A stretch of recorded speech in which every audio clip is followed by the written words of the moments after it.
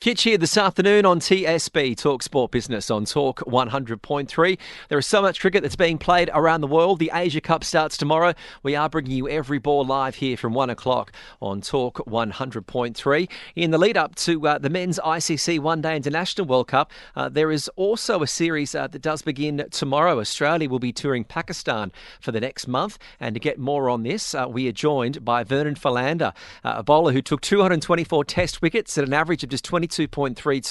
In fact, he took just 7 matches to reach 50 wickets and even once claimed figures of 5 for 7 against New Zealand, a veteran of some 64 test matches and a professional career that spanned nearly 20 years. Vernon, thank you very much for joining us this afternoon on Talk 100.3. Yeah, afternoon, Kitch. Yeah, I think it's obviously a lot of excitement with the cricket building up to that World Cup. But like I said, there's just a lot of series that's going on at the moment. So a lot of interest, and I'm pretty sure the fans will be keeping a close eye onto their teams, obviously leading up to the World Cup. There's so much cricket that is played between domestic tournaments and internationals. Are you able to keep track of it all and keep your head over all the series?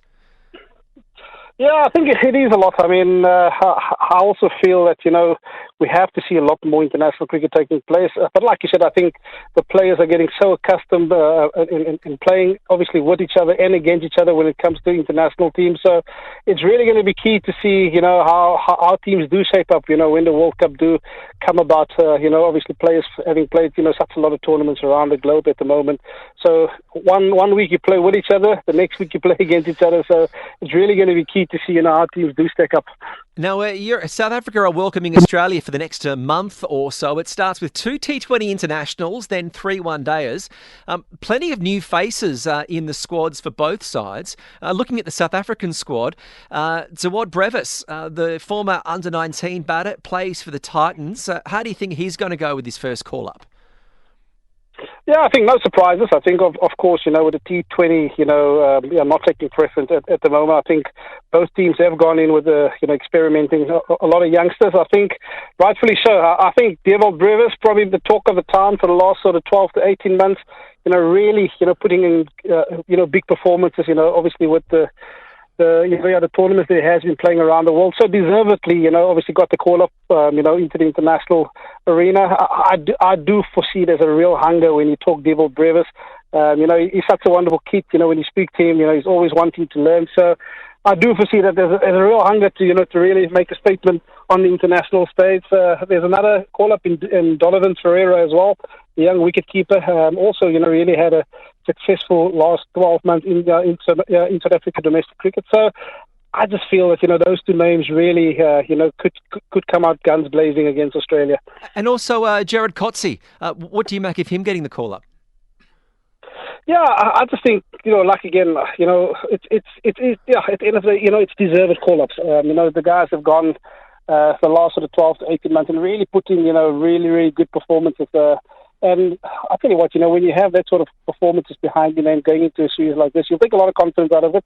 But I do feel that, these two teams heading into the World Cup, of course, Australia, being World Cup winners themselves, it's going to be a good test for South Africa. And I think, they can really gain a lot of confidence, playing Australia, so shortly before a World Cup. And looking at the Australian side, it's different to that of previous years. Mitchell Marsh is going to be the captain. He's much maligned in Australia, Mitch Marsh. People either love him or they hate him. But given his performance in the Ashes and being recalled, I think he's got a point to prove, and I think he could really showcase a new look Australian style of play.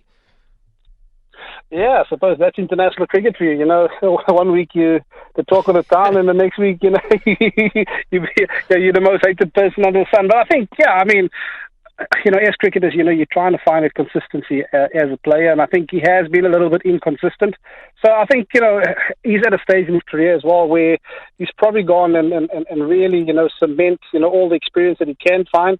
And now it's time to really, just put in those performances consistently. And I do feel, when you wear the captain's armband, you almost feel like it's an added bit of responsibility as well. So he certainly has a point to prove. But I do feel that, with all the experience that he has, played IPL, obviously just being part of the SS team that have been victorious, obviously, regaining the SS for Australia. So you'd come into this series with a lot of confidence as well. Now, for South Africa, I think the 15-player squad for the World Cup is probably going to be announced on the 5th of September. One of your old teammates, Wayne Parnell, if he's selected, will be the only member of the 2011 squad to play in 2023. What are your thoughts on his current performances?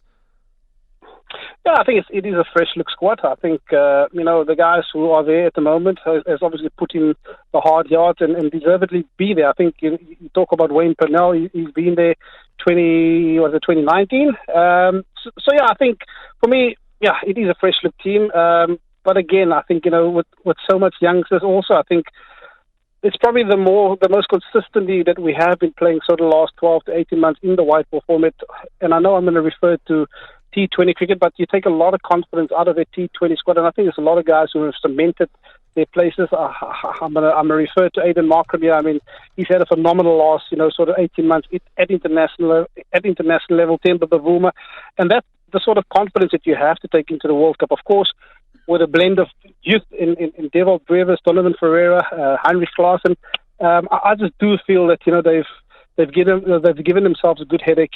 Just sort of at World Cup, with so many players striking form at the right time. Yeah, it's a good problem to have. Certainly is at this stage. And do you think it also helps, South Africa for so long in World Cups, South Africa was always able to make it so far and then fall over. You've heard Sean Pollock often talk about the pressure that he felt of going deep into the tournaments and just not being able to go that extra step. Do you think that the youth coming in for South Africa is going to try and counteract that pressure?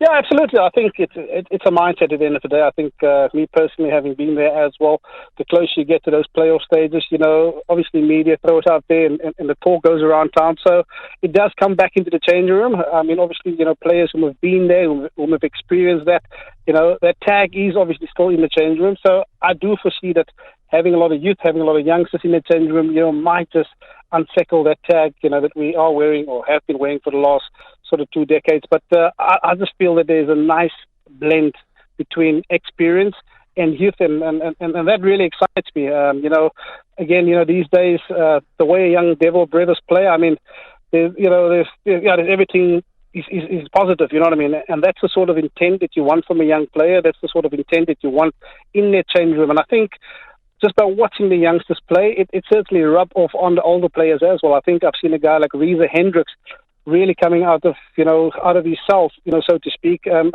that's based on the youngsters coming in and really just playing. And I suppose when you go to World Cups, you really want to be playing each ball on its merit, but you want to have that attacking instinct in you. Yeah, the World Cup's being played in India, starts in the first week in October. What do you think many of the players, specifically the South African players, are going to take away from regularly playing in the IPL in these conditions? Is that going to help prepare them for the upcoming World Cup?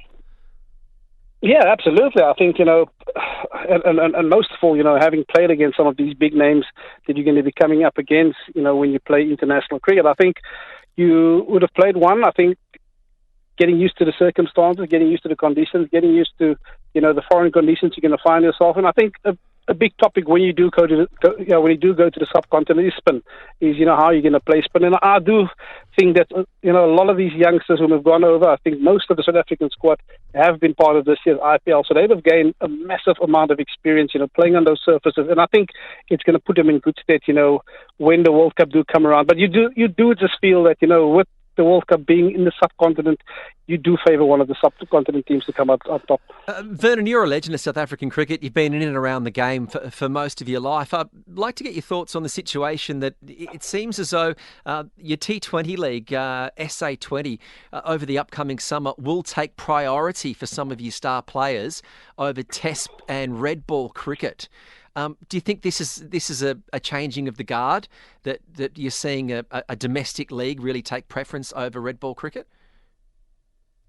Yeah, I think it's sad in a way. I for one, wouldn't like to see that. I would like, international cricket still to take preference, especially Test match cricket. I think with the amount of Test matches that South Africa play anyway, I think, we only play anything between 6 to 8 Test matches a year, which is, so far off what Australia, England and India play anyway. So, I mean, to miss a Test match or a 2 Test match series against New Zealand because you want to be playing, your your domestic T20 tournament, I do feel that the guys should go and play the Test matches down in New Zealand. Pardon me. Yeah.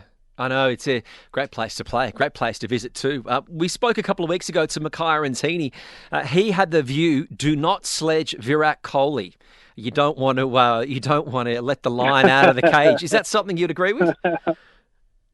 Yeah, I think, he's one of those guys who's always looking to pick a fight. And very often, it's not with a bet. I think, very often he's looking for a fight outside of, the bat and ball contest. And that really gets him going, that really fires him up. So, yeah, I do feel that, just leave him alone. Let the bat and ball do the talking. But yeah, he's always looking for that external fight, if I can put it that way, to get himself going. Well, it's going to be a great series. There is the T20 internationals, and then the one dayers between South Africa and Australia. Australia having to release Matthew Wade. He's come into the side to replace Glenn Maxwell, that I think is a blow to the Aussies.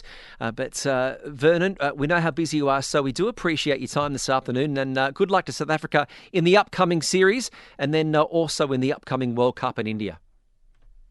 Yeah, thanks a lot, mate. And to all the viewers out there, certainly enjoy it and go hard in supporting your team. Actually, I forgot to mention, any tips for the upcoming Rugby World Cup? Surely you'd have a view on that as well? Yeah, I mean, obviously we're going to support the boys in green and gold. I think they've had a good start out of the night over New Zealand, but we won't read too much into that game. Yeah. I do feel that, I think, we've always been there and thereabouts in World Cups, and hopefully we can pull it over the line one more time. Yeah, it's a great month of sport. World Cup of cricket, World Cup of rugby. I can't wait. Vernon, thank you very much for joining us on Talk 100.3. Yeah, you're most welcome.